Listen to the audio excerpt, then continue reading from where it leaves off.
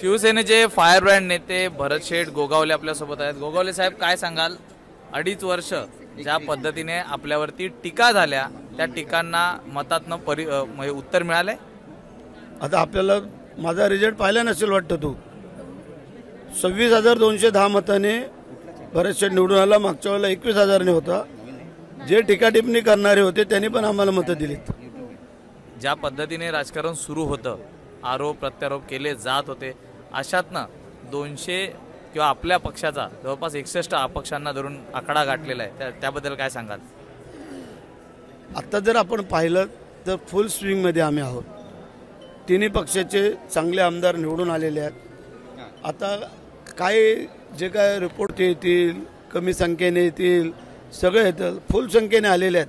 त्यामुळे आता कोणी काळजी करायचं कारण नाही आहे। टीका टिप्पणी करणाऱ्यांची तोंडं बंद झालेली आहेत। ते जनतेने केलेत, खास करून आमच्या लाडक्या बहिणीने केलेले आहेत। त्यामुळे त्यांना शुभेच्छा। उद्धव ठाकरेंनी रायगडमधनं येऊन आपल्या विरोधात धूम टोकला होता, शड्डू ठोकले होते, काय उत्तर द्याल? आले होते, आदित्य ठाकरे पण आले होते तिथं फॉर्म भरायला विरोधकांचा। त्याचा काय उपयोग झाला नाही। जनतेमध्ये राहणारा मी माणूस आहे, कार्यकर्ता आहे, पदाधिकारी आहे। त्यामुळे जनतेने मला परत 4थ्या वेळेला आशीर्वाद दिलेला आहे। त्या आशीर्वादाचं सोनं करायचं ठरवलं आहे। बघू आता 5 वर्षात काय करते। पण यंदा जी मंत्रिपदाची अपेक्षा होती त्यावरून आपण वारंवार बोलत होतात, यंदा माळ गळ्यात पडेल?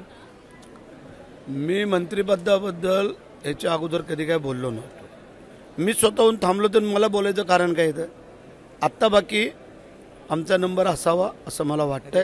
कोट शिवलेला होता, कोट आहे सगळे, आता पण बॅगेत आणले, तुला पाहिजे दाखवतो सगळ्यांना। 4 कोट आणलेले आहेत लागोपाठ। काळजी करायचं कारण नाही। कोटावरती कोणी जाऊ नका, ओटावरती जा। जे ओटात असतं ते चांगलं असतं, कोटावरती काय दिसत नाही। शेवटचा प्रश्न, मुख्यमंत्री कोण होणार यावरनं जी चर्चा सुरू आहे, काय पाहता? भारतीय जनता पार्टीतनं देखील आता मुख्यमंत्री वाटते आमचा हवा, तसं आम्हाला वाटते आमचा हवा, राष्ट्रवादीला त्यांचा व्हावा। परंतु आता जे काय काम 2.5 वर्ष ज्या मुख्यमंत्र्यांनी केलेलं आहे हे आपण सगळ्यांनी डोळ्यासमोर पाहिलेलं आहे, तो त्यांना पुन्हा संधी मिळावी हे आमचं म्हणणं आहे। ठाकरेंचे काही आमदार संपर्कात आहेत? आता ठाकरेंचे आमदार फक्त राहिले ते 20 निवडून आलेले। बघू आता लगेच त्याचे हे करणं बरोबर दिसत नाही। जरा एक 8-10 दिवस जाऊ द्या, मग आपण ठरवू काय झालं। संपर्कात आहेत जे मित्रमंडळ ते आमच्या संपर्कात आहेत, पण ते नावं नाही सांगणार। पण ते तुम्हाला योग्य वेळेला आम्ही सांगू। इन्कमिंग होईल म्हणजे यावेळी त्यांना पर्याय काय उरला? आता जर आता आमच्याकडे नाही आले त्यांना पर्याय काय उरला? आता काही पस्तावत आहेत, ज्यांना आम्ही घेत होतो त्यांना सांगितलं होतं तुम्हाला तिकीट आहे। त्यामधला 1 नंबर राजन साळवी होता, तो आज जर आमच्याकडे आला असता तर आज परत आमदार दिसला असता। वैभव नाईकला आम्ही सांगत होतो, तो आमचा पुन्हा आमदार दिसला असता। हे 2-3 मंडळी तर आमच्या डोळ्यासमोर, गडाख शंकरराव यांना आम्ही सांगितलं होतं। म्हणजे असे जे काही अनेक मोहरे होते की बोलले तुम्ही योग्य दिशेला या, तुम्हाला परत ती संधी मिळेल।